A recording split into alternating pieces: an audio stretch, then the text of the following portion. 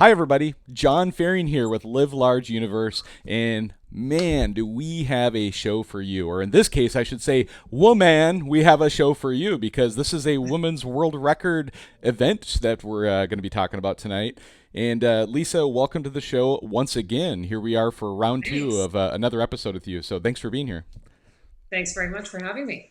Yeah. So, as I was just sitting here chatting with you, I was just thinking about what would I ever be inspired to do for 24 hours straight? And I was pondering that question. So, outside of this snowmobile event, is there other things that you've ever had in your life, Lisa, that you've thought, I would love to do something like this for 24 hours straight? Like, let's be honest. Does anybody want to do anything for 24 hours straight? Not me. I've never had anyone say, "Oh, I really want to run, or I wanted to walk, or I wanted to slip." No, So tell me never. about the accident where you bumped your head extremely hard when you decided that you wanted to do something for 24 hours straight. Yeah, yeah, Maybe there was no accident. Maybe it was just never. inspiration. Awesome, No, I awesome. don't. Yeah, competitive spirit, I Yeah. suppose. I don't even think I could sleep for 24 hours straight without being medicated heavily. And so, Right? Yeah. like, Even that would be tough. Even like I'll, Steven, that would be tough. Laid in I bed for know, 20 I hours. know. Like, I'll be honest with you, Lisa. Like, when I think of what you've accomplished, and we're going to get into all of this tonight in the show, but when I think of what you've Mm, accomplished and what you've tackled, and the word that you're going to hear throughout this episode tonight is grit, right? Perseverance, mhm, and the mhm. mindset that is going to take to do anything that is a challenge like this, much less set a world record or establish a world record or however we're going to go into this. But thank you all for watching. So anybody who's here watching tonight, please come in, go into the comments and let us know where you're watching from. That's always really important. And if you guys had a chance to watch part of her live, I know I was following the I 1,000 saw mile that. challenge page, and there was a couple of times throughout the day I was able to catch kind of updates on where you're at and how you're doing. If you guys were able to see that, let us know in the comments if you were able to see some of this run that was accomplished, and cheer Lisa on here, right? Like we got a big deal episode here tonight, and go in there, and if everybody goes in here and also shares the episode, one thing I'll let you know is that we always have a share and win contest, and so this week we have a contest for everybody who shares this. You'll be entered in to win a backcountry first aid kit. And so for your, snowmobiling, or even if you're out ATVing or in your side by side or your boat, a first aid kit like this would be a great addition to, the equipment that you carry with you in the backcountry. And so hopefully we'll get into the story tonight and we'll learn that hopefully Lisa did not need anything from, a first aid kit for her event. You didn't get frostbite or anything like that, did you? Nope. Okay. Whew. So Very no lucky. first aid supplies were used in your accommodation of the world record event. No, All right, no, all no. right. So then we're going to save this first aid kit, this backcountry first aid kit, for all the people who are here watching and all the people who are going to share this out because everybody, the way we get the message out about all these incredible shows and the things that we're doing here is by sharing this out. And so thank you guys for taking part and just share it to your personal page. I mean, honestly, a topic like this, even, share it to some like unusual people who may not even follow snowmobiling. Just Mm. the fact that it's a world record and that it's something that a woman has done for the first time. It's an incredible experience. And so we're going to get into all of this tonight. So again, in the comments, let us know where you're watching from. Thank you all for being here and watching. So Lisa, let's give everybody a little reminder of you and I had a show here. I don't even remember. It was a few months ago. I think We it did. was. Do you remember? October, I think Was it Christiana October? Oh was. wow, it was a while ago then, right? Time flies when you're having Mhm. fun. And so back in October, we did a show. We talked about last year you did 1,000 mile challenge, and it kind of inspired you to kind of go for what we're going to talk about this year. We're going to get into all those details, but for those who maybe haven't seen you before, give us a little high level update on, who is Lisa? Where you at? What are you about? Give us a quick update on that. Hmm. Yep. So Lisa Whiteman, and I'm 38. I live in Elmville, Ontario. I've always been backcountry or trail rider. And about a year and a half ago at the Toronto Snowmobile Show, I kind of wandered past a 1,000 mile challenge booth. They're out of New Brunswick. And I had never done any racing or any extreme sports before. But as soon as I saw and read exactly what this 1,000 mile challenge was about and that they were going to be opening it up to two teams, I obsessed over it. I was obsessed over it. So I had sent my audition tape in, and they chose me mid January of 2023. And then on March 2nd to 3rd, There were 4 riders in total, and we rode 1,000 straight trail miles. So my partner Jeffrey O'Donnell and I ended up with 1,015 miles in 27 hours straight. So we had a number of challenges with severe snowstorm, 12.5 hour snowstorm, moose encounters, aggressive moose encounters. We had a sled breakdown. So we were stopped by the cops. We had some significant challenges, but we finished it and persevered and made it through. And it was absolutely grueling and traumatizing. uh, and we came pretty close. So at the time, I was aware of what the world record was, 1,019 miles, and in 24 hours, Jeffrey and I hit 890. So we were just nipping at its toes, heels, I guess, and just like the 1,000 mile challenge, I kind Yeah. of hung on to that, and a carrot was dangled, and I just obsessed over it and thought, Yeah. let's do it again. So I got a Yeah. question for you. I know you've done the math. I have not had a chance to do it yet, but I've got a calculator here if we need it, right? Let's say Mm-hmm. I got the calculator here. But like, Yep. what is the average miles per hour that you have to achieve to do over 1,000 miles in 24 hours? Have you done the math? Yep. So it's 42 miles. 42 So miles this per has, hour. yep. And that includes, just so everybody Just remembers, like 42 miles an hour doesn't seem like it's that big of a deal. But I would remind you that is including stops and breaks for Yeah. refuel and stuff too. And every time you're at 0 miles an hour for any amount of time, now your actual physical speed when you're traveling has to go up dramatically to Yeah. compensate for that, right? Yeah. Your overall average. So you have your moving average, which might be a little bit higher, but Yep. your overall average, and every fuel stop, you see it drop and drop and Yep. drop. So Rudy's saying is you don't have to be fast, but when you're stopped, that's when you're fast. Yeah. And it's just straight riding, like just straight hardcore Yeah. ride as long and as hard as you can. And there's no, just to so everyone understands, in New Brunswick there's no speed limits on their trails. So there's something like this wouldn't be able to be done in a province like Ontario, where our speed limits are 50 kilometers an hour. Something like this wouldn't be able to be achieved. Yeah. Fair enough. Fair enough. Well, again, last year you did the 1,000 mile challenge, and tell me a little bit about this last year as you've been thinking about, like, at what point did you make the decision last year that, like, I want to do this again? Because here's the thing: most of us, we would do this once and we'd be like, okay, check that box.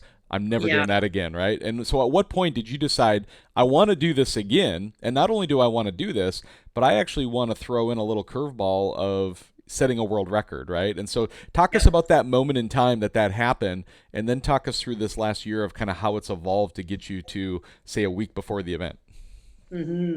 So even before doing the 1,000 mile challenge, I was aware of what the record was, and I knew that the opportunity was there. I didn't know exactly what the guidelines were. I hadn't looked into it too much. I just knew that that's what the women's world record was. During the 1,000 mile, I absolutely swore I would never get on a snowmobile again. Once we reached like 2 o'clock in the afternoon, after being awake for over 24 hours now, I swore I'd never sled again. But when I came home and I saw the results of the overall event and how much money we raised, Yeah. we had raised in total about $150,000, Wow. and it was to send underprivileged kids to camp. So seeing these good news stories that came in was just such a feel good experience, knowing the difference that we've made to so many kids and so many families that might not have it otherwise. So I definitely knew it didn't matter what I was going to do, I would be a part of the 1,000 mile challenge. And knowing the challenges that I had in New Brunswick when I was doing that ride, a 10-year-old machine, a snowstorm, and not that I can control whether there's a snowstorm or not, but Yeah. I can certainly position myself to be as successful as possible, and more successful the last time. Flatter, straighter track. I'm not going to have to worry about moose. I snow checked a brand new sled, so I was going to have brand I new top recall wheels. you were on a blown out shock as well last I remember on the last episode, right? Yeah, and I refuse to change it. I will never drive that sled, the heartbreaker. I will never drive that sled again. I have the shock sitting here. Bob Young had ordered it for me at Thunder and Lightning Motorsports, and it arrived the day of the ride. And we were so tapped out, we just didn't have the time. So Yeah. it was rear torsion springs alone. Yeah, there was Ouch. a leak in the rear shock. So, yeah, it sucked. It sucked Yeah. a lot. And I mean, it was a Pro Ride chassis, 2014. So I don't know that it could get worse than that. The guy did it on a 2003 Mach. Wow. So when I came home, I knew I was going to snow check a sled. I knew that I was going to try to position myself to be as successful as possible, have all the tools I possibly could to be successful. I just thought, you know what? I think you can do better. And it pained me knowing that 24 hours and 1,000 miles was the goal. It certainly bothered me in the beginning that I didn't get it done in 24 hours, but then when it actually truly sunk in what I just did, and I just drove a snowmobile for 1,015 miles straight, and I actually went even longer, so we were 27 hours. Yeah. There's not many people that can say that they would do that, and most of the people I talk to, if you ask what their longest day is, I've heard 600 a couple of times, but usually it's around the 400, and those are big days. So to Those say are huge days. those are huge days. Yeah. So Yeah. to say you went 1,000 miles straight is just outrageous, but I just knew I could do better. I could do just a little bit better. So let's just go one step further and let's try to get this record that's now been it's like a part of me. I've obsessed over it, and I've obsessed over it, and I knew I wanted to do the ride, and I knew that there was no going back. Part of me wants to ask you for a referral to your psychologist or your psychiatric care, because you're obviously crazy to be able to do this kind of thing. Yeah, it's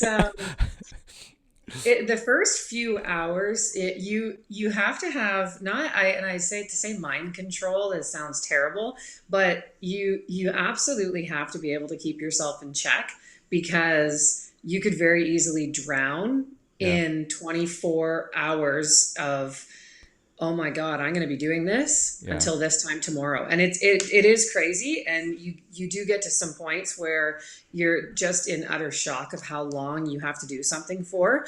So if you know that you don't have the ability to keep on swimming when you're suffocating in these hours and hours of pain that's coming your way, then like something like that's probably not for you. I mean, there's probably, let's be honest, 99.9% of the rest of us are not capable of doing something like this. So yeah, maybe not. It's funny. It's the current world record holder. She was 51 when she did it, and I read an article, and I'm sure I shared this the last time because it's all we talk about is snowmobiling, and this is a snowmobiling record. She was questioned on her age and her physical ability to do it. Yeah. And she said, is a younger woman might be more capable, but do they have essentially saying the mental grit to keep going? And it's very true. Yeah. The amount of mental grit to keep yourself in something like that, it's a dogfight with yourself. So I'm probably jumping ahead, and I'm going to come back just so you know, but like in my head, I'm thinking like, what's the right strategy here? Is it to actually track the miles and the hours and to be very conscious of it, or is it to literally just block it out and focus on the next lap, and not really focus on the hours and the miles? Like, what's the strategy that works for you? It fuel stops. Just focus on the next fuel stop, and that's exactly what because Jeffrey and his wife came to support me in this event from New Brunswick. And he was the only one that was there that had been through a 24-hour ride before, so he knew sort of what I was mentally going through. When the hurt locker was going to start sinking in, and just like Jeffrey said, don't worry about what the amount of hours you have in front of you. Just get yourself through take it an hour at a time. Get yourself through the next fuel stop. And that's exactly what he would say to me on the 1,000-mile challenge. Lisa, we're gonna hit Serpentine, we're gonna fuel up, and then we've got 2 hours and you're back to Bobby and we're into the next fuel stop. So I just kept looking down at how much fuel I've got, and then I knew, okay, I got another stop coming, or I've got, okay, we're gonna stop and I'll have a coffee, or I'll have something to eat. And that was really it. And being able to mentally check yourself out and take yourself to a happier place, just to kind of forget about what you're doing. And I'm sure a lot of runners do that. I used to run in my 20s, and you kind of check out and you forget what you're doing if you can do that. So if you have the ability to do that, then maybe. Right. Well, hopefully we didn't steal too much thunder from the rest of the story, which we're going to come back to. But with that, what I want to talk about next is, over this last year, you've really been able to pull together a pretty extensive list of sponsors and people who have supported you. Talk to me about, like, was it right after last year's event that you got started on it right away? Did it dawn on you that you were going to need sponsors 6 months into this, in between time? Like, tell me about like what your strategy was to engage with sponsors. And I know some of them Mhm. were sponsors to support the actual ride, right? And then there was Yep. other sponsors that you were focused on to help fundraise for the charity, right? The charity funds that Yep. you're trying to raise for the kids going to camp, right? So talk us a little bit Yep. about through your sponsorship strategy over the last year. Yep, so that's exactly right. There were all very different types of sponsors, all held just as much value as the next. And I just continued down the same path and the same method that we use for the 1,000 Mile Challenge. So I had a tiered system for any monetary sponsors, and 100% of it would go back to sending kids to camp. But there's always going to be overhead, so to speak. If you're going to be putting, an ATV, a snowmobile, motorcycle, whatever it is, into an event like this, be riding it for that long, you're going to need fuel and oil and studs and carbides and skis. You'll need all of these things. So a lot of the programs, a lot of the sponsors that became sponsors in the end, I had applied to a lot of ambassador programs. I had a couple companies reach out to me that thought, after what you've done during the 1,000 Mile Challenge, there's not a whole lot of women that have done something like that. We'd like you to represent our company. So a company like Chaco had done that, and a clutching company as well that said, we want to work with you, and we really like your videos and what you're doing online. Come on board with us. And the majority of them were just, I tried to write really eloquent emails and saying, this is what I'm doing.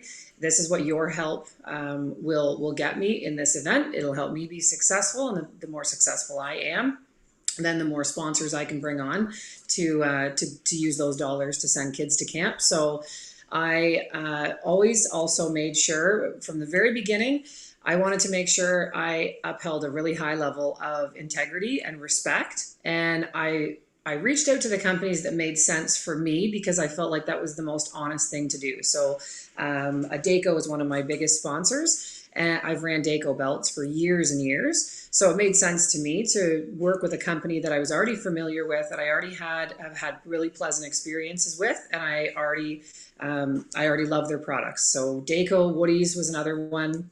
Rocks was another one, that were all companies that were going to be able to help me be successful, and also donate to a raffle that we can do with the 1,000 Mile Challenge. It hasn't quite happened yet because 1,000 Mile is not for another week. So my strategy was always respect and integrity, and reach out to the companies that I'm already familiar with, as opposed to jumping ship to somebody completely different just for the sake of getting a fresh sponsor. Just never felt like the right thing to do. Yeah. So that was always my goal, is to lead with integrity.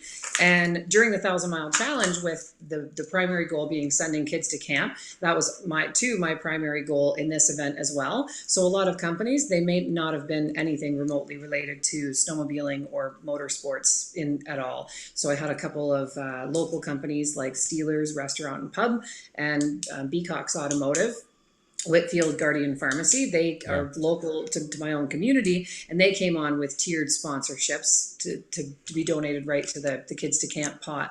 Um, so to say that really sums up what my strategy was with companies, and ensuring that any promises that were made to them I always came good on, and I always treated with the utmost respect, and made sure that if the posts were promised or if interviews were promised, promises that were made were always come good. I'd always come good on. Yeah, nope, absolutely.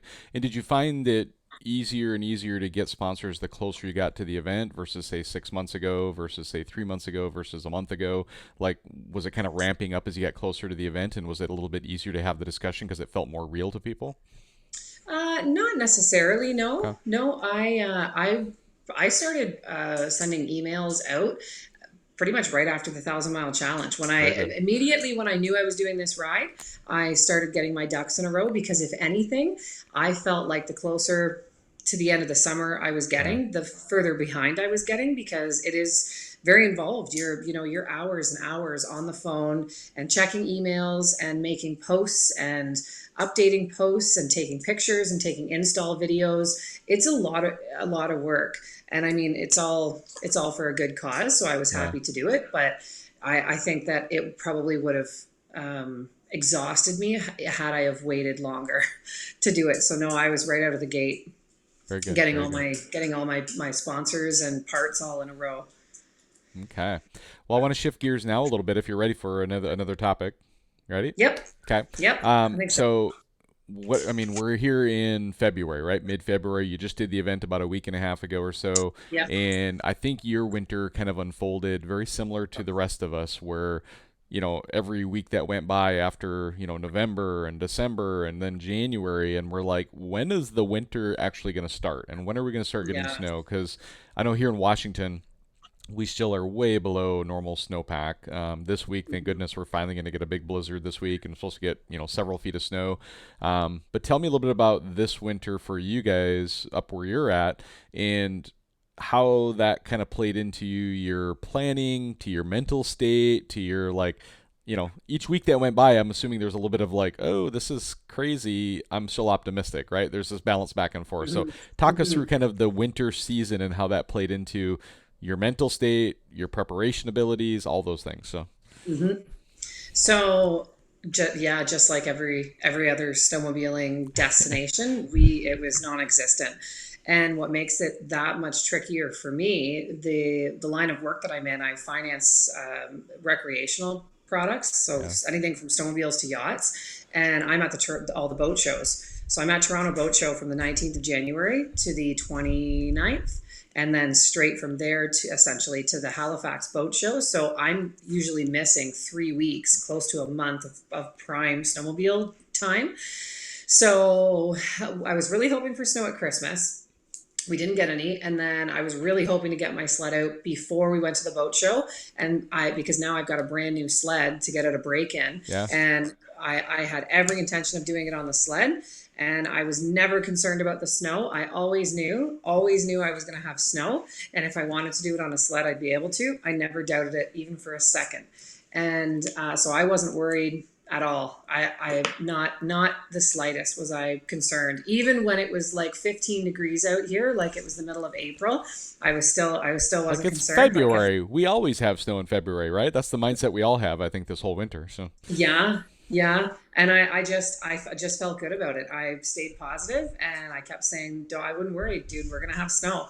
And so we had to. There's a place called Halliburton Forest, and it's 400 acres of all private property and private land that you can buy a trail pass to and go and sled on. And I had gotten really sick the one weekend that we tried to go there, but we had gotten my sled at a break in just in time, and we went there, and then I left for the boat show, and then no sooner had I left for the boat show, we got hammered with snow and the oh trails no, open while I was gone. of So course. I'm sitting, yeah, in a booth in Toronto, and then on a plane, stuck on a plane.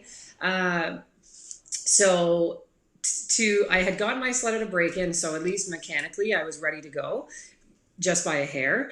Did I really want to get on the trail and beat myself up for a couple of 100 kilometers straight just to break all the muscles in? Yes. But when I did the 1,000 mile challenge, I was in essentially the same predicament, and I had put maybe 1,000 miles on before riding 1,000 miles. Yeah. So I knew I was gonna just go with whatever I had and not worry too much and stay positive. And I knew I'd make it through regardless because I knew the mental grit. I was fully prepared for that. Yeah. So disappointed about the snow. To have this beautiful new Ghost wrap on it. It's bright pink and glittery. So I would have loved to have gotten that out on the Yeah, it's trail. gorgeous. Yep. I've And seen it. yeah, and a lot of sponsors on there that I'm really proud of. So that part, honestly, that was probably the most disappointing part. I had put so much work and so many hours. I wrapped the sled myself with my husband, and that was probably the most disappointing part. That the reason that you wrap them is to go out and people can see them and you can ride and be proud of your machine.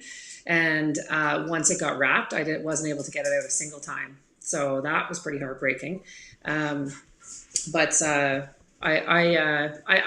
wasn't concerned. I stayed really positive. I wasn't going to psych myself out and get too Yeah. upset about it.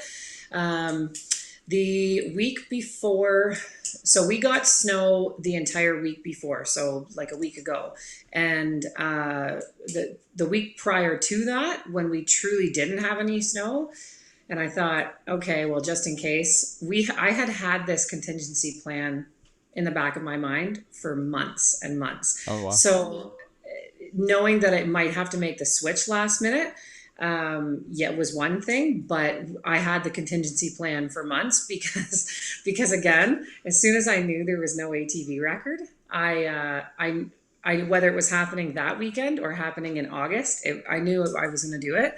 So I really wasn't that upset. Yeah, I Gotcha. really wasn't upset about it, but Yeah, and so the snow coming in was light, and even it a was day or really two light. beforehand, you still in your mind were going to go ride sled, and you'd shared with me Oh, on 100%. yeah, you shared with me on the phone that the snow, like when you had that storm right before the event, you actually went to the Yep. event fully planning on still riding your sled, and then 100%. Yeah. you got there and you checked it out and you kind of saw the consistency of the snow. You did some hot laps and it started to kind of deteriorate, right? Like talk us a little bit Yeah. about that last week and the preparation, and then even the 24 to 48 hours before the event. Yep. Get us to that point of what was going into your last week of preparation and planning. Yep. So we had the sled and the bike both 100% ready to go. The bike sort of fell to the back burner because we were getting snow and we were getting clobbered with snow, just as I had expected. And we left, so we got all the final details, everything buttoned up. Last few decals printed up and put on my sled for some sponsors that came in late, and we packed up and went to the track Friday morning. So that would have been the 16th, and we didn't have any snow to have packed down. So what had already been packed down on the trail that I was riding, or track I was riding, was almost all gone because it had melted. So it was all fresh Oh man. snow. Okay. And we went there. We had half a dozen sleds, and we were just doing some nice slow laps to get it packed down. But it was just so light and fluffy. It did. We would have been hours and hours and hours packing this down, and it never would have been packed down enough to take like 140 kilometer an hour speeds. It was blasting. So once we got off the track and we said, okay, well, let's try some hot laps. And I did a couple of time trials, and the my book manager, my numbers manager, so to speak, he timed me going around, and I had good time. But I was working for them because it was really slippery too, with just, it was so fluffy and light, so I couldn't brake quite as fast. So I was losing a little bit of time on that, but the snow, it was just blasting away. So it would have been okay for maybe 100, maybe 200 laps, but after hundreds and hundreds and hundreds of laps, Yeah. I would have had no snow. And even if I went off the trail that I was riding on, and I just to cool the sled down, there still would have been no snow because the support crew had to be able to come back there. Yeah. So they had a little trail, a little track sort of off my track that they made for themselves so that they weren't chewing my track up, and because they have to be able to come out there and fill a little pothole in if they need it. So closer to the end of the ride, there would have been no snow. My brand new sled would have burnt up, and the absolute last thing I wanted was to have to call the record and cancel it Yeah. because either we couldn't do it, or conditions, called it, or my sled broke down. That was the last thing that I wanted. If I set out to do something, I'm going to be successful, or I'll never forgive myself for it. Yeah, I mean, because you literally have done all this preparation. You've got all these sponsors Yeah. lined up. You got all the people lined up, the support team, and everything. You've done some hot laps. You're now, sitting there thinking about like, man, what is the right thing or the wrong thing to do here?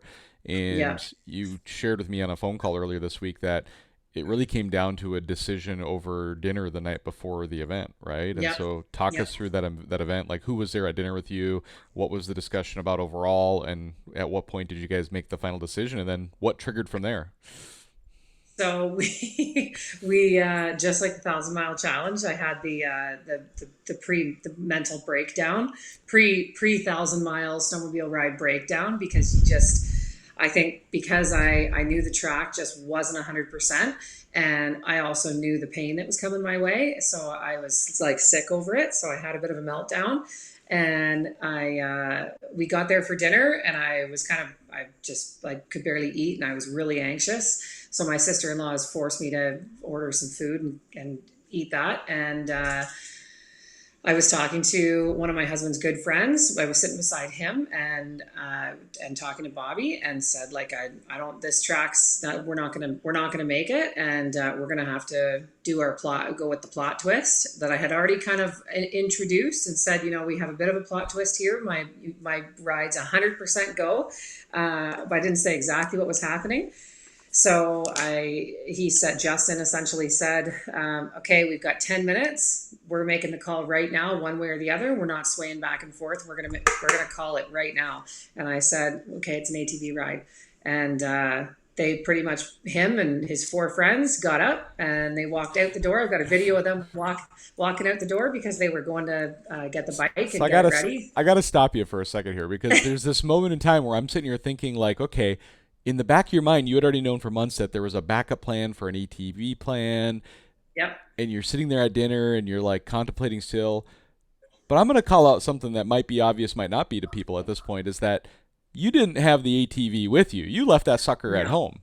So yes. Tell me about, was that a conscious decision or an unconscious decision? Conscious, yeah. Like, you're like, I'm riding sled and this is going to be a sled event, right? Absolutely. I have prepped for this snowmobile ride. I have tasted this 1,019 miles. I've thought about nothing but this snowmobile record ride, and I wanted to do it badly. Like so you were trying to force it. Like, I'm just going to call it. You were trying to force the issue of it was going to be a snowmobile ride, right? Yeah.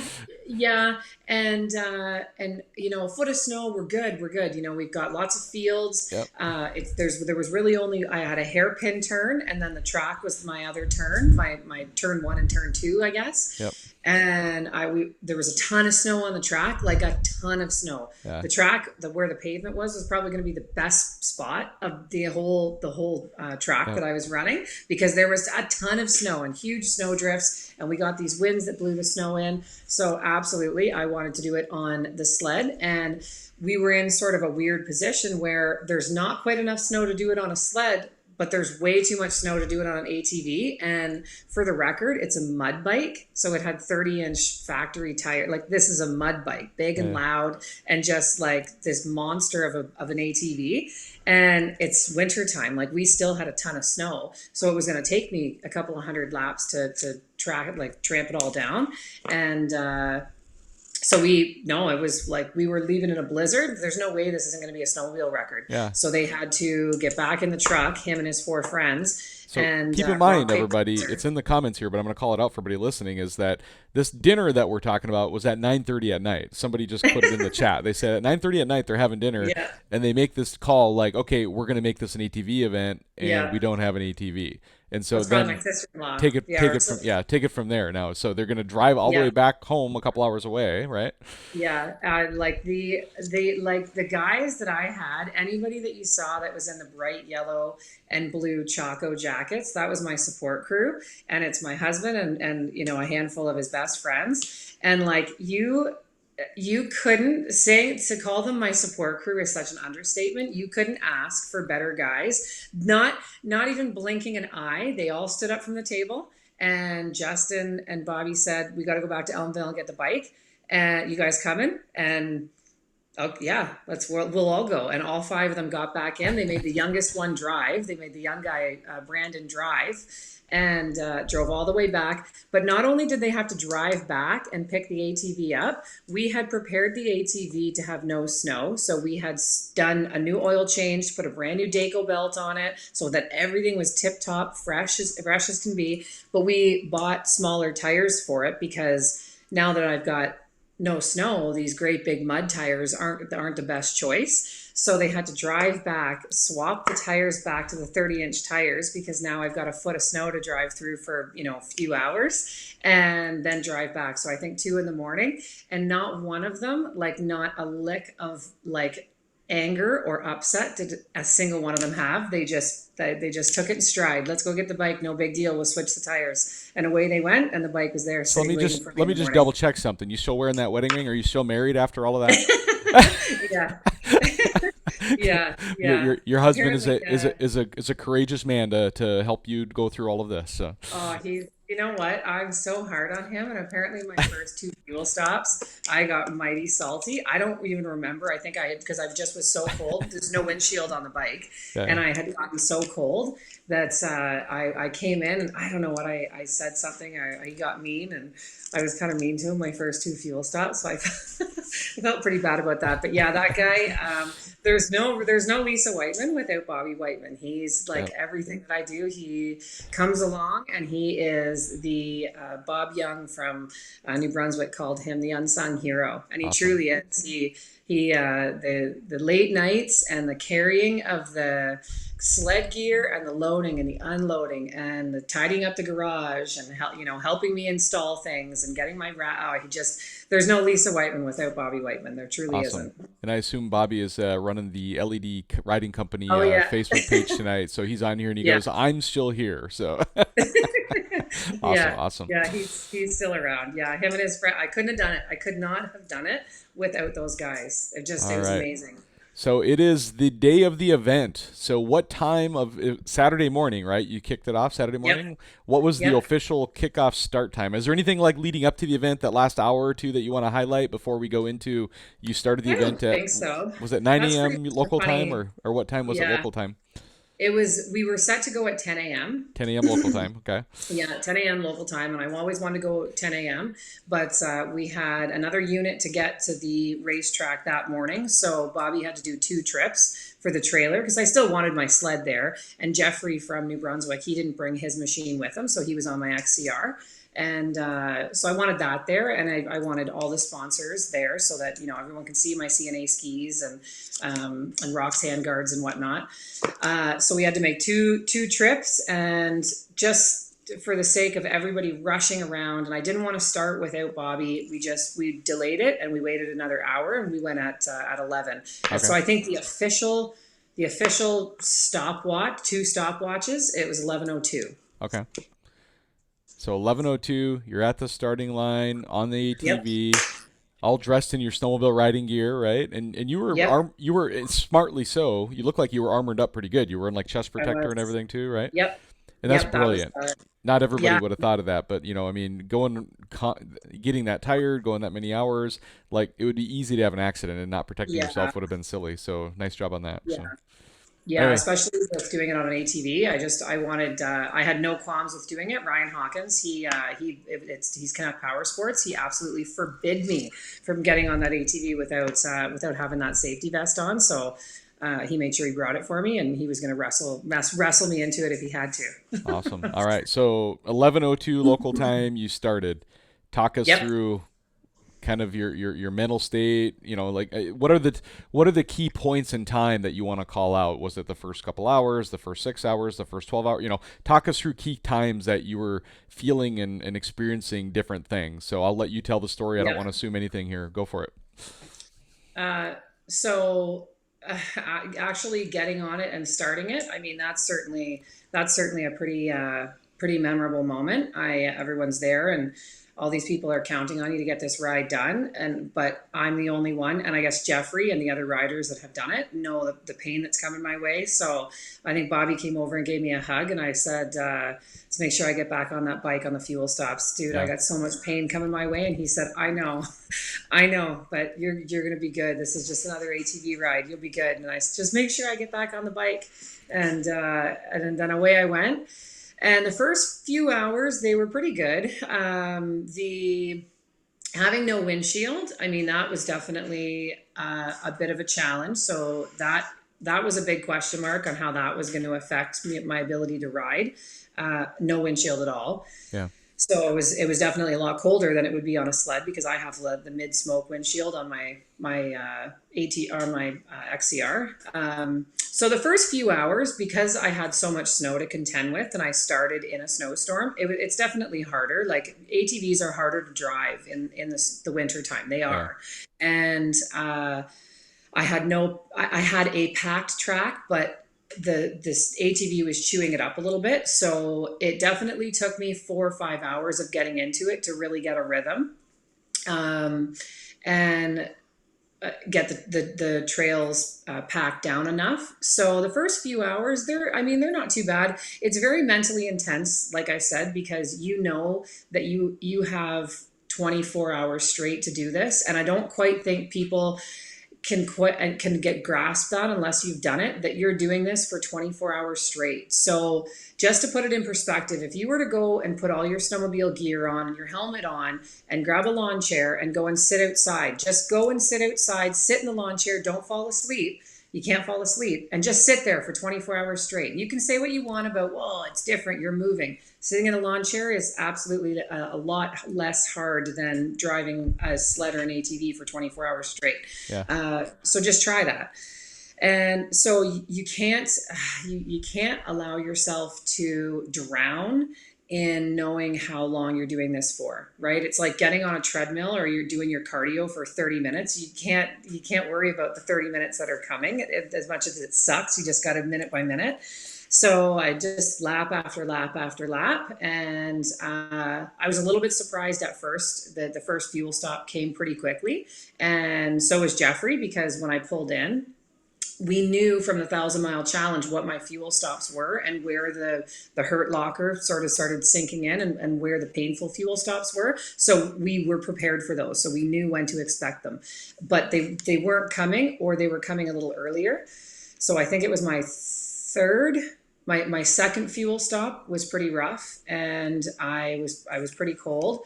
And I thought, okay, well, this is pretty hard. And then I think it was my third fuel stop. I said to Bobby, I'd be all right if we were done right now. I'm pretty sure that was my third.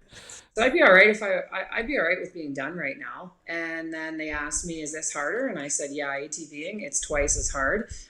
Shit's about to get real now. And I think they assumed that my 1,000 Mile Challenge breakdowns were coming a little earlier. So I knew that I was probably in trouble, because it was really hard. The breakdowns that I had at the 1,000 Mile Challenge, I don't understand how I got back on the sled, because it was brutal. It was brutal.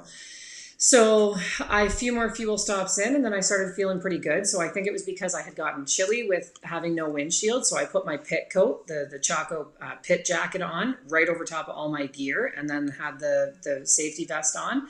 And then I was pretty good, and I was nice and warm.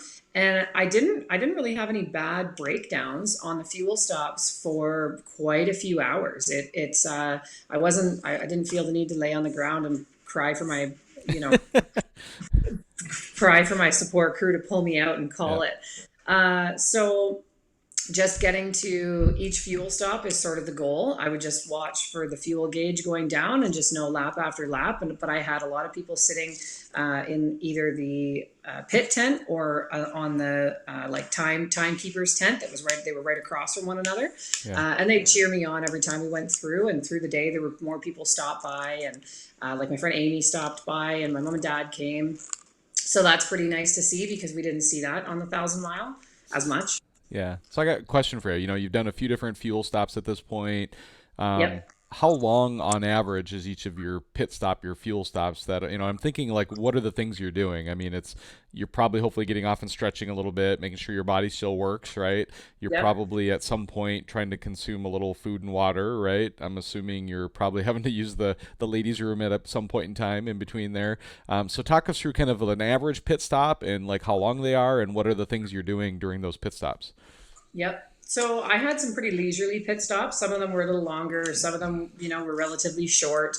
But since there was no record to beat, I knew that I was laying down as much mileage as I possibly could, and we didn't have that urgency to beat a record. We still had a sense of urgency to lay down as many as we could, because I didn't want it to be a little piddly record. I still wanted to work for it. So we weren't coming in and doing like NASCAR pits like we did on the 1,000 Mile. I was having a drink and having a coffee and going to the bathroom and chit-chatting and doing some Facebook Lives. And so I want to say it was about every 2 hours for fuel, I think, roughly. Okay. But I was coming in maybe not every hour on the hour, but I was coming in there in the beginning for little things, even if it was just like a micro stop. I needed my foot de-iced. or my gloves died, like things like that.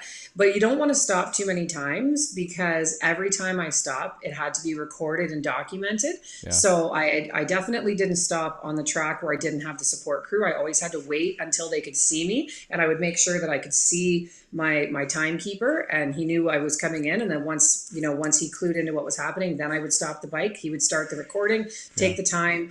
Everything's got to be pretty seriously documented. So I tried to keep them as minimal as I could. But I'm pretty sure it was every 2 hours, give or take, for fuel. Yeah. And then you stopped for what, like 10 minutes, 5 minutes each time, roughly? Yeah, probably. Yeah, I've said probably 10 minutes. And I think my longest one was probably 15, 20 minutes, maybe. Yeah. Okay. Yeah, I did an interview and a Facebook Live on it. I think was probably my longest. Maybe not that. I might be stretching. You're probably getting some comments in the comment section from the actual support crew. No worries. No So worries. I just focus on riding, really. That's all you got to do. That's all you do. Yeah, everyone else just kind of took it from there for me. All right. And so you were kind of going through, when I interrupted you, you were telling the story, and like, I don't know if you were about halfway through the event at this point, or kind of as you're telling the story, like, go ahead and pick up where you left off then. So I felt pretty good at halfway, and every time I got off, I would check in with Jeffrey and say, "This was our Serpentine stop, or what stop was this? Was this Chalet Restigouche?" And he would say, "This is your Serpentine, or this is your Rogers Lake," and they were the fuel stops that we had on the 1,000 Mile Challenge. And then he said, "Your next one's Restigouche Clubhouse." And for anybody that didn't follow the 1,000 Mile Challenge, that's when I was laying on the ground, just begging Bobby to get on his sled and take over for me. I was beyond finished. I was like out of it. You couldn't make sense. Like, lights were on, nobody was home. I just was blankly staring at the mall in sheer and utter shock at how hard driving a sled for that long is. Yeah. And so Jeffrey said, "Your next one's Restigouche Clubhouse." That was a rough one, he said. And we were expecting that, and we were expecting the breakdown, but I came into the halfway point and I felt great. My nutrition was 10 times what it was on the 1,000 Mile Challenge. So instead of just consuming copious amounts of caffeine, I actually leaned into nutrition, and I tried to do protein shakes. Revolution Nutrition was a really big sponsor, and they really helped me through the year. And I think all of that paid off. So all the workouts and all the supplements and all the formulas that I had really paid off. So I felt a lot better. And then started getting dark, and people were getting tired and quiet, and they were dipping off for some naps, and the team was getting a little bit tired once the nighttime hours sunk in. One of the hardest parts of the ride was morning. So I'll never forget Rudy when on that really bad stop saying, "Daylight's coming, Lisa. You'll get your second win. Don't worry, dude. Like, daylight's coming." So on this ride, I was looking at the time and I thought, okay, it's 4:30. The sun's going to come out at 6:30. And I was just begging for it. I was getting really tired, and I was really sick of it. My hands were starting to get a little cramped, because the throttle position on an ATV is much different than a sled. And much different. And I was using pretty much just the tip of my thumb on an ATV, where the sled you can use essentially the whole pad of your hand. Yeah. So my hands were getting pretty cramped, and my knees were getting cramped up a bit, and I was getting really tired and begging for daylight. And 6:30 rolls around, so I was starting to get almost annoyed, like, where's the daylight? Like, it's 6:30. Oh, maybe it's 7:30. And then those fuel stops got a little rougher. I think I was laying down the one point just because I was just so tired. So daylight came out, and I rolled back in. Fuel stops weren't nearly quite as eventful and as exciting, because I was getting really tired, and all I wanted to do was to get off and have a coffee. But now my time remaining was getting shorter and shorter, and then that's when we had to really start taking an inventory of how many laps I had done, because the laps are truly the most important part, because I was riding a surveyed track. Gotcha. So we knew exactly what my distance was with every lap, and they were timing it and counting every lap, writing the times down of every single lap.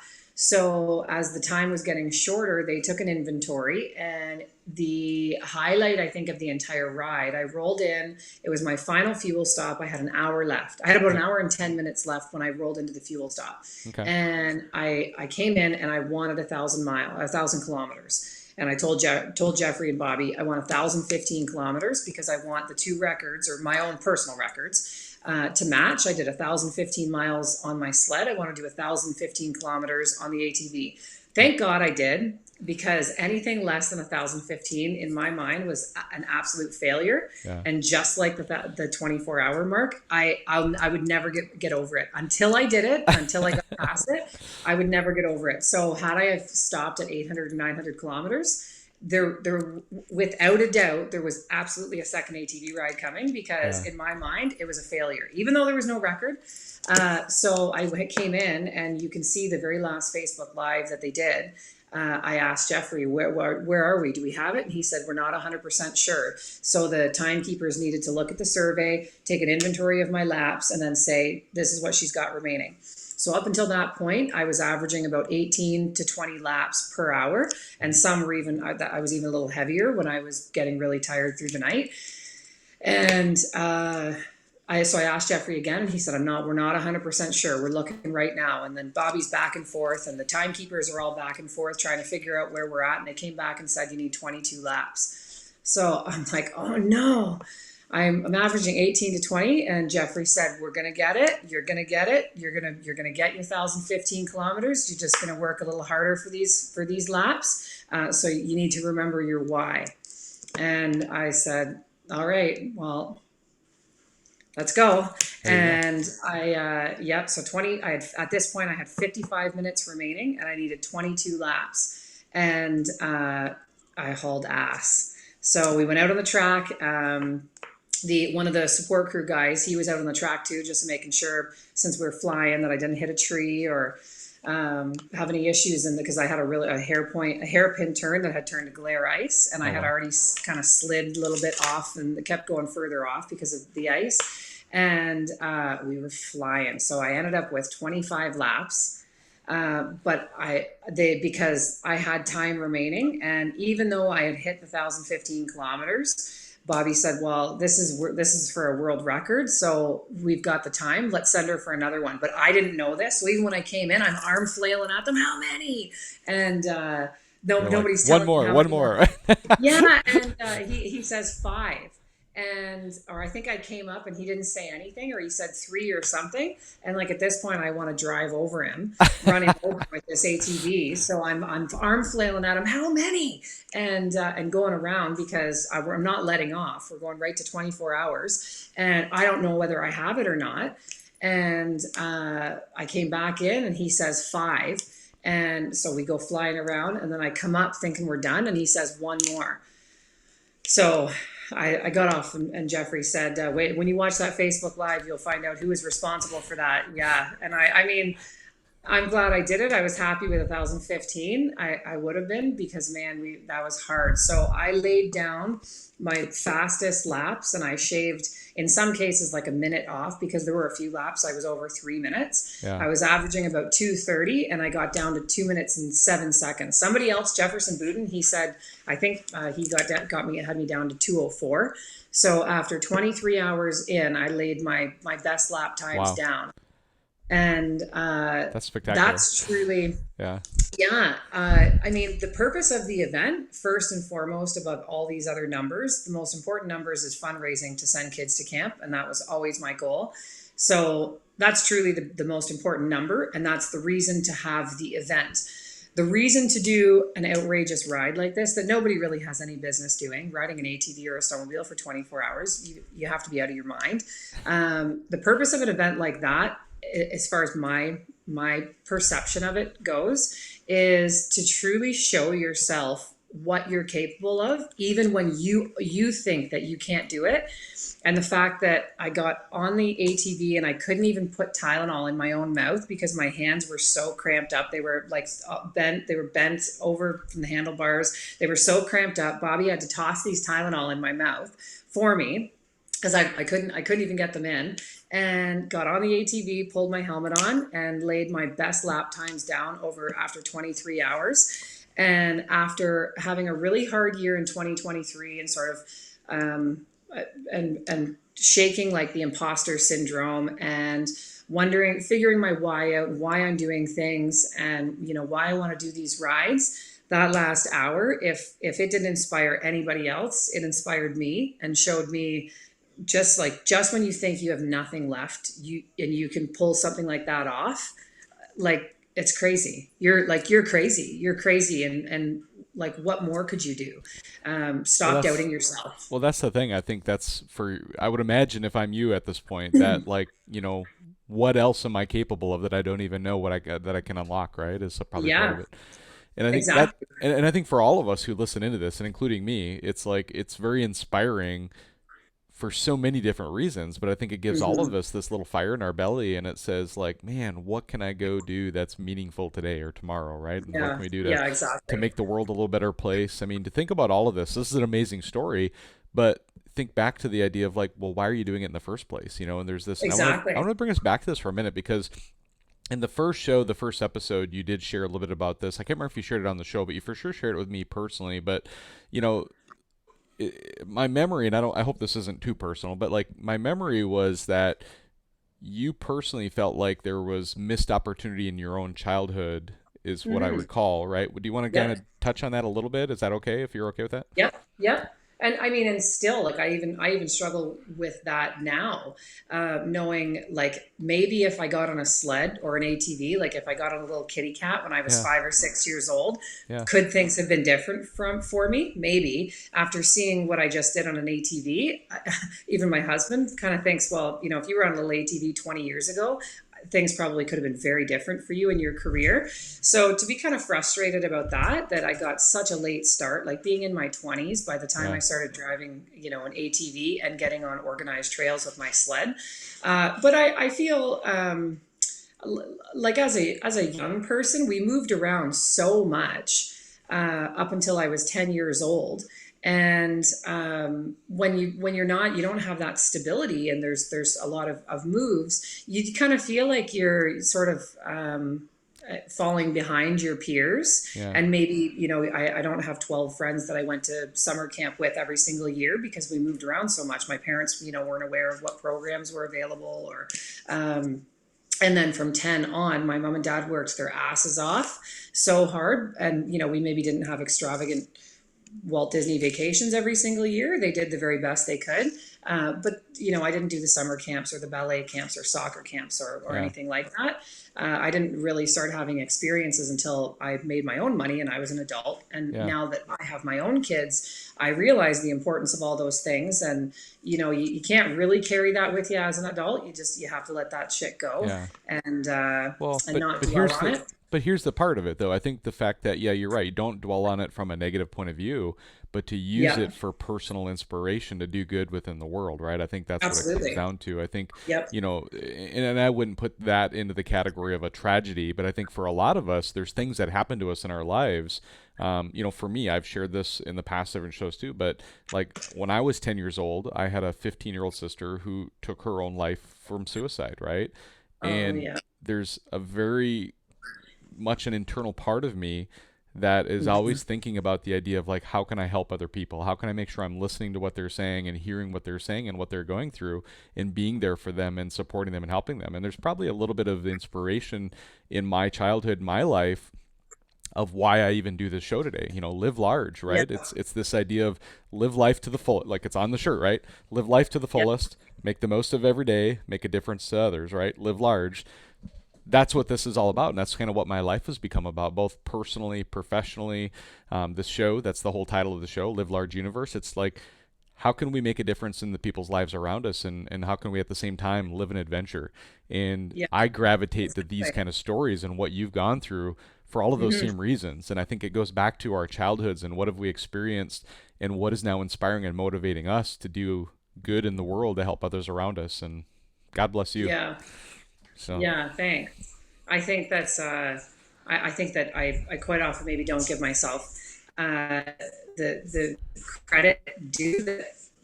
for not turning ugly. There's a lot of people that's, you get angry and ugly and get really bitter with the world and pissed off and like the world owes you something. And you know what? For a number of years, I was in that place. And it very easily, last year I struggled with that too. I had a pretty hard year, and I had, some relationships fall out that really bothered me. And it's hard to not fall into a place where you're just pissed off, and you just feel like you were shortchanged, and you wear that victim hat. Yeah.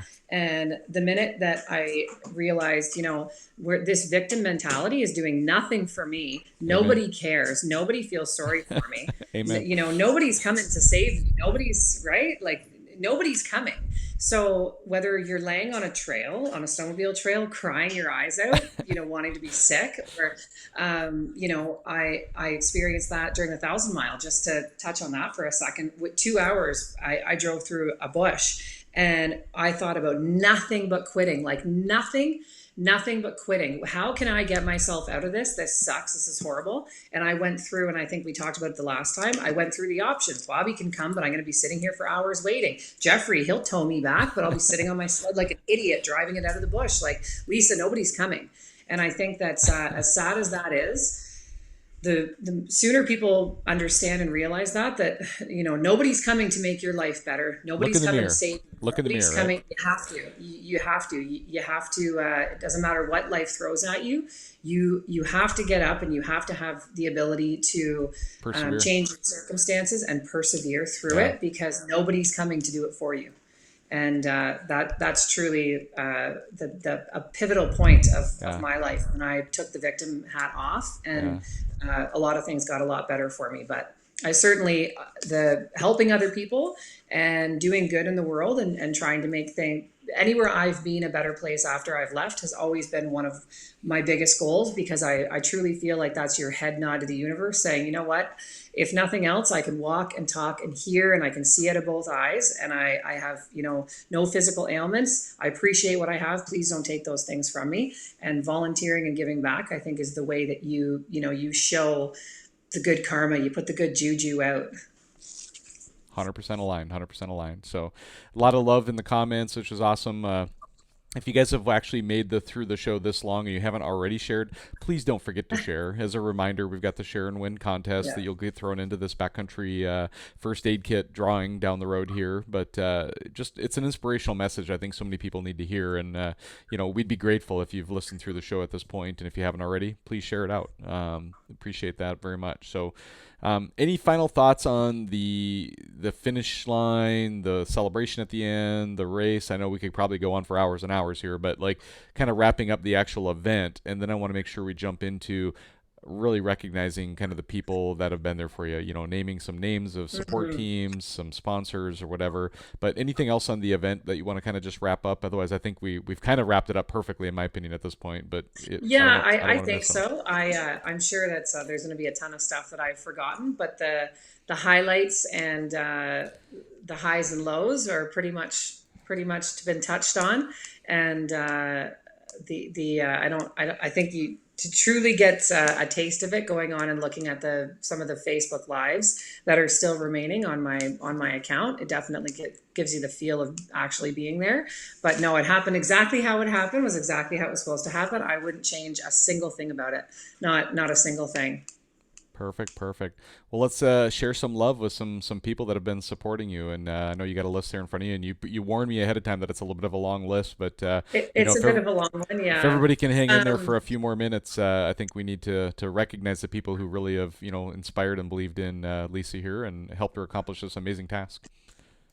Yeah, I think, and I think that's sort of the key word, the people that have inspired and believed in me. I mean, being chosen for the 1,000-mile challenge, there was a number of reasons there. And I feel really blessed now that I was one of the chosen riders, and I felt like I was given a gift in being able to ride in that event. So I've tried to make sure that I've come good on that. And I've represented the 1,000-mile challenge the very best way I could, but definitely Christiana and Rudy for cheering me on as much, and all of our friends from Hanover that were there on the support crew.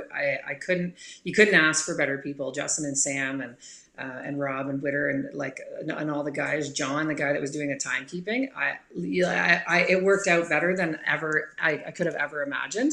And the fact that Jeffrey and Morgan came to support me from another province was absolutely unreal. I was a little concerned when they were first coming because it wasn't a snowmobile ride, and then once we started and I had Jeffrey there, it was unbelievable. It was an unbelievable experience. But Daco and Chaco were both there on site, Very cool. and absolutely helped me make the event. They're unbelievable, and I feel like if you're ever lucky enough to join their motorsports team, Daco and Chaco, you're part of the family. So I definitely feel like they're part of the Daco family now.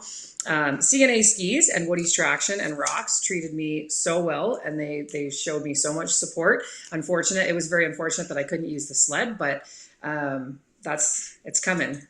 It's still coming. Yeah. And Revolution Nutrition, Doc Master was also on site as well. He had some products there to show off. He's been one of my favorite people. He's helped me so much. He's so supportive. Texts me almost weekly. Looks for updates. Works with me. He's donated a lot to the 1,000 Mile Challenge. That Doc Master has sent a lot of kids to camp. So definitely a community focused company. And Hi Guys Hot Sauce and Queen of the Game we're also on site with some stuff. Big supporters of sending kids to camp and the 1,000 Mile Challenge, as well as Vehicle Venture from Bradford. So they do trailers as well. So they have enclosed trailers, and really good people. They sent quite a few kids to camp as well, and tugged some trailers there to be on site all day. So that was really, really nice to have the chance to have them there and meet all these people in person, because it takes your sponsorship relationship, your sponsor relationship to a whole new level when you spend that much time with them and you get to know them so well. And Full Throttle Speedway at Varney was actually where the event was, and they were really good to have the event there. The company I work for, Walker Financial Services and Dealer Plan Peterborough, both also helping send kids to camp. They were tier sponsors, so they had dollars that directly went to the charity, as well as Applewood Vacations. And we also have 3 huge condo raffles. So one will be given away in the next week or two, and then another one, the other 2 with the 1,000 Mile Challenge raffle, but it's a week stay at a condo in BC. So they're about half an hour from Revelstoke.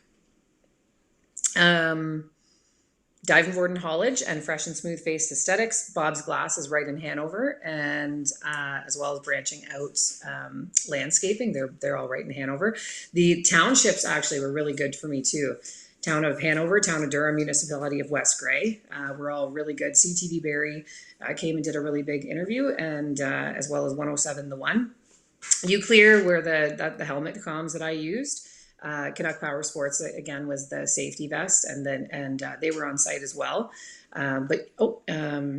Uclear were the helmet comms, and I had a G-Max helmet on. They were really good. And there's also two helmet comms going into the raffle, just as a sneak peek, going into the raffle, as well as the same helmet I wore on that ride.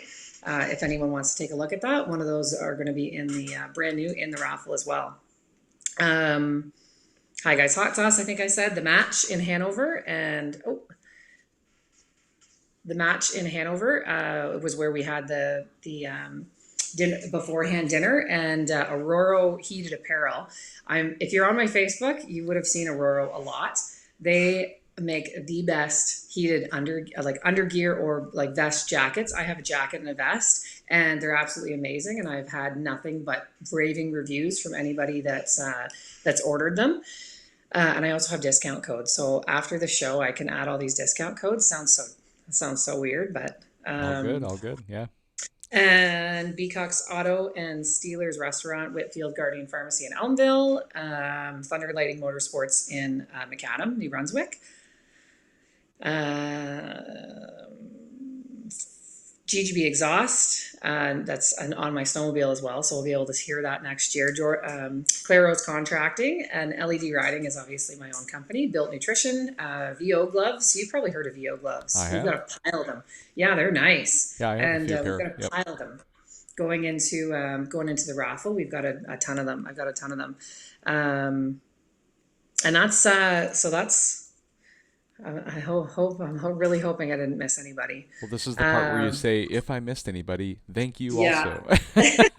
Okay, thanks. This is if I missed anybody, you're not because you've been forgotten, but you're kind of being put on the spot here. So I'm watching myself, and I've got my phone down here with my list to make sure I didn't forget anybody. So if I did, I absolutely thank you from the bottom of my heart. Over $10,000 raised, and I raised about $1,449 while I was riding the ATV from people from Quebec, Saskatchewan, Very Alberta, cool. BC, as far as California, Washington States, Maine, New Brunswick, Cape Breton, and Nova Scotia. So donations came in from all over. So thank you so much to everybody and to my friends and family that were there. It was definitely a once in a lifetime experience that I wouldn't change anything about, and I wouldn't have asked for any different people to have been there with me. Very good. Very good. All right. Well, that's a lot of thank yous, but a lot of thank yous are owed to all those Yeah, amazing people that have sorry. supported you. No worries at Yeah. all. No worries at all. Any final thoughts, any final words before I wrap it up?